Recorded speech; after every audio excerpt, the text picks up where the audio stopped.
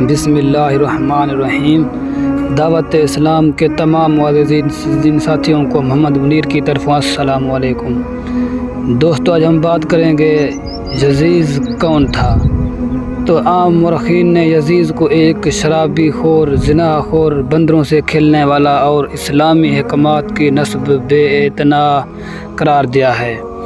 تاریخ میں وارد ہوا ہے کہ عبداللہ بن حنظلہ اور اہل مدینہ کی ایک جماعت نے یزید کے طرز زندگی سے آگاہی کی غرض سے دمشق کا سفر کیا۔ انہوں نے مدینہ واپسی پر یزید کے بارے میں کہا، ہم ایک ایسے شخص کے پاس گئے تھے جو بے دین ہے، شراب خور ہے، تنبور بجاتا ہے، موسیقار اس کے پاس لہو و لعب میں مشغول رہتے ہیں، اور وہ زنا کاریوں، بدکاریوں اور وہ کتوں کے ساتھ کھیلتا ہے۔ عبداللہ بن حنظلہ نے مزید کہا، خدا کی قسم، ہم یزید کے پاس سے اس حال میں باہر نکلے کہ ہمیں آسمان سے پتھر برسنے کا خوف تھا۔ مسعودی بھی یزید کے بارے میں لکھتا ہے، اس کی زندگی فرعون کی مثال تھی، بلکہ اس سے بھی بدتر تھی۔ بعض مصنفین کے مطابق یزید دیہات میں اپنی دایا کے پاس پروان چڑھا اور اس کے ننھیال قبول اسلام سے پہلے عیسائی تھے اور ابھی تک مسیحی عادت و اطوار ان میں باقی تھی، لہذا یزید کی تربیت عیسائیوں کے طریقے پر ہوئی تھی۔ یزید نے اپنے 3-4 سالہ دور حکومت میں انتہائی بھیانک جرائم کا ارتکاب کیا۔ یزید کا سب سے بڑا جرم امام حسین اور آپ کے وفا ساتھیوں کو شہید کرنا ہے۔ تاریخوں میں منقول ہے کہ یزید نے اپنی حکومت کے آغاز میں مدینہ کے والی اتباع کو ایک خط لکھا اور اسے حکم دیا کہ امام حسین اور دیگر شخصیات سے بیعت لیں۔ یزید نے اس خط میں حکم دیا کہ اگر یہ لوگ بیعت نہ کریں تو ان کے سر قلم کر کے میرے پاس بھیجو۔ مدینہ شہر پر حملے اور قتل و غارت کو واقعہ ہرا کے نام سے موسوم کیا جاتا ہے۔ اس سال یزید نے 5000 شامیوں کو مسلم بن عقبہ کی قیام میں مدینہ روانہ کیا۔ مسلم نے مدینہ پر حملہ کر کے واقعہ ہرا کا ارتکاب کیا۔ اس سانحے میں بہت سے لوگ قتل کر دیے گئے۔ اس نے اپنے آدمیوں کو 3 دن کے لیے کھلی چھٹی دے دی کہ وہ مدینہ میں جو مرضی کریں۔ دنواری لکھتے ہیں کہ واقعہ ہرا میں اسی کے لگ بھگ صحابہ کرام کو قتل کیا گیا۔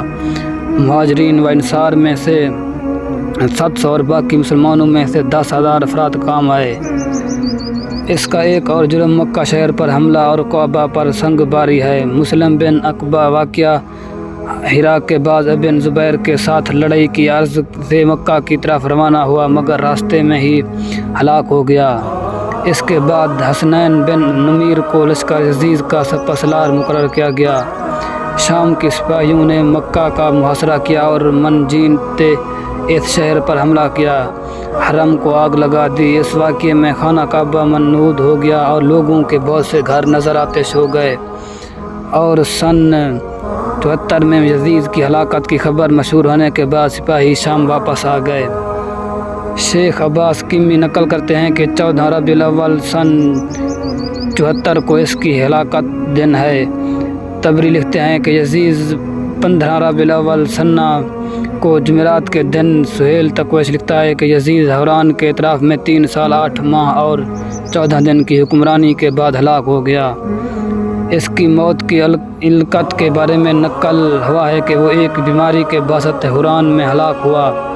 شیخ عباس کمی لکھتے ہیں کہ شیخ صدوق نے روایت کیا ہے کہ وہ ناگہانی موت کا شکار ہوا، رات کو مستی کی حالت میں سویا تو صبح مردہ پایا گیا اور اس کی لاش خراب ہو چکی تھی۔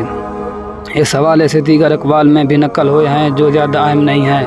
شیخ عباس کمی لکھتے ہیں کہ اس کا مقام دفن حواریان نامی مقام پر وہ واقعہ ہے، اور مقام پر منتقل ہے کہ اس کا جنازہ دمشق میں لایا گیا اور اسے باب صغیر میں دفن کیا گیا، اور اس کی قبر اس وقت کوڑے کے ڈھیر میں بدل چکی ہے۔ تاریخ منابع میں ہلاکت کے وقت اس کی عمر 77 یا 42، 39 اور 75 سال ذکر کی ہے۔ تو دوستو، آج تھی ہماری اس ٹاپک پر ویڈیو۔ تو دوستو، مزید ایسی بہترین واقعات اسلامک ویڈیو سننے کے لیے میرے یوٹیوب چینل کو سبسکرائب کریں، بیل آئکن کو دبا دیں تاکہ ہماری ہر نئی ویڈیو اب تک پہنچ سکے۔ آمین ثم آمین یا رب العالمین۔